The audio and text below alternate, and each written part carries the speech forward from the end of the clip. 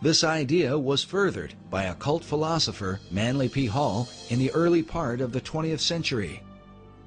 Hall not only believed that the Great Seal was Masonic, but that it was created through the collective consciousness of the occult societies and represented the secret destiny that they had in mind for America. I'd say that he saw the secret destiny of America as the beginning of a world democracy, and that this was a kind of an experiment in democracy that had been envisioned for thousands of years before. So he saw this much like Francis Bacon envisioned what he called the New Atlantis. In 1926, Hall began publishing a newspaper called The All-Seeing Eye, dedicated to his occult views of philosophy. It was during Hall's era that the All-Seeing Eye of the Great Seal would be taken out of obscurity and placed on the back of the dollar bill by President Franklin D. Roosevelt in 1935. This might all be seen as just a coincidence, if not for the fact that FDR seemed to be familiar with Hall's teachings on the occult. Today, Hall's legacy is carried on at the Philosophical Research Society in Los Angeles, California, a society that Hall founded in 1934, just 1 year before the Great Seal found its way onto the back of the dollar bill. The current president of Hall's Society is Dr. Obadiah Harris, shown here in what is called the Wisdom Library at PRS. According to their website, the library is made up of writings that deal with divination, tarot cards, Kabbalah, alchemy, astrology, metaphysics, Buddhism, theosophy, and secret societies. And wisdom literature is about relationships not only to each other, but to nature, to the universe. That's what this library is.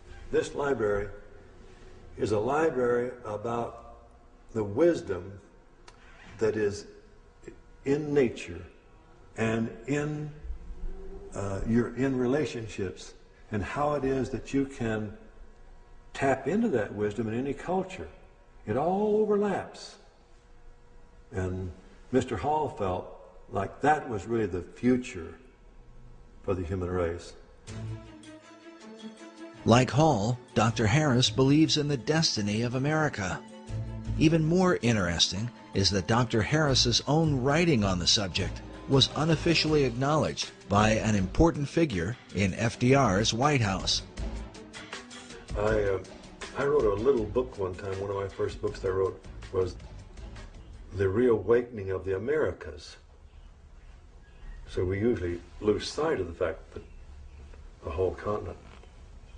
And I got a little 1-cent postcard from Eleanor Roosevelt thanking me for that. I carried that around for years because I thought that was a great compliment. But even more important was the familiarity that President Franklin Roosevelt had with the arcane literature in Manly Hall's so-called Wisdom Library, a collection of occult books that Hall had gathered from all over the world.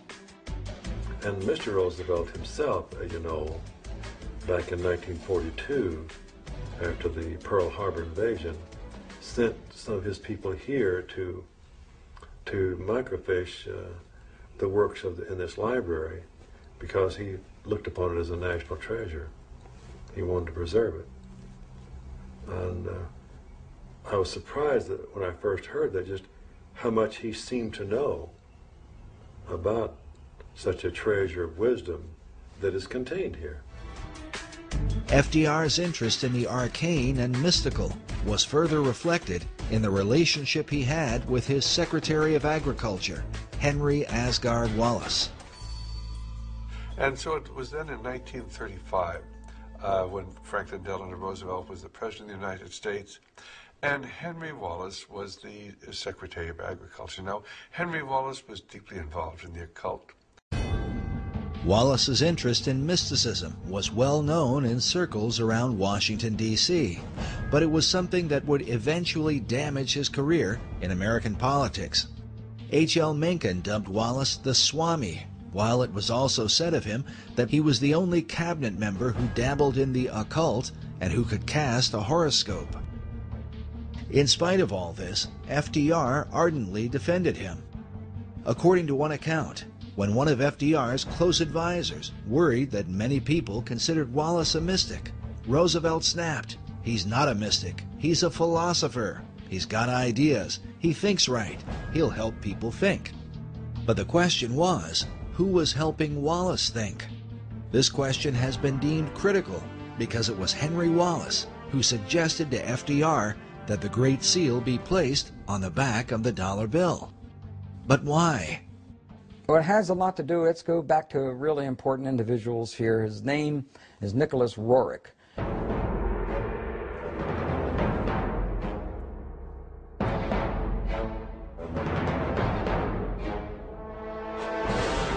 Nicholas Roerich was a very advanced spiritual soul with considerable vision. Nicholas Roerich was also a Rosicrucian. He was also a member of other secret societies. Roerich was a Russian painter and mystic who was deeply involved in theosophy and the teachings of Madame H.P. Blavatsky. He is famous for his travels into Tibet and the Far East in search of the legendary kingdom of Shambhala. But what was his relationship to FDR's Secretary of Agriculture? I believe that Nicholas Roerich was a spiritual teacher, not a supreme spiritual teacher, but was a teacher of Henry Asgard Wallace. Roerich was considered not only a teacher, but a spiritual mentor and guru to Henry Wallace. It's believed that Wallace recommended the Great Seal to FDR because of the mystical influence Roerich held over him. The dollar bill was approved with the all-seeing eye and the truncated pyramid with the all-seeing eye on the top of the because of Nicholas Roerich. In the book, Tournament of Shadows, the authors document much of the activities and influence of Roerich during this period. They write that Roerich's influence was suspected in the adornment of the $1 bill, with a verso of the Great Seal showing a pyramid crowned by an all-seeing eye. The story of Wallace's role with FDR is told by the State Department in an official history called The Eagle and the Shield, a history of the Great Seal of the United States. Henry Wallace, while sitting in the State Department, found a booklet on the Great Seal of the United States. Wallace recollects that day in letters he wrote in 1951 and in 1955. He says, turning to page 53, I noted the colored reproduction of the reverse side of the seal. The Latin phrase Novus Ordo Seclorum impressed me as meaning the New Deal of the ages. If in terms of the dollar, if there's a code about the New World Order, I think that they jumped a few decades from the New Deal, because the Novus Ordo Seclorum can be translated to the New Deal in English as easily and readily as to the New Order or the New World Order. Initially, Wallace envisioned the Great Seal appearing on a coin. He took the idea to President Roosevelt. So when Henry Wallace saw this booklet and saw this pyramid in the eye and the triangle, he was a Freemason. He was a member of a secret society. Immediately he said, whoa, what a symbol to have and not use. Let's use this. So it was he that went to the president, FDR, and FDR, being a Freemason, looked at those symbols and said, hey, yes, wow, this is, that's New Order of the Ages, what's the New Deal? He actually thought, to a degree, that the Novus Ordo Seclorum was the New Deal. Wallace wrote that Roosevelt, as he looked at the colored reproduction of the seal, was first struck with the all-seeing eye. a Masonic representation of the great architect of the universe,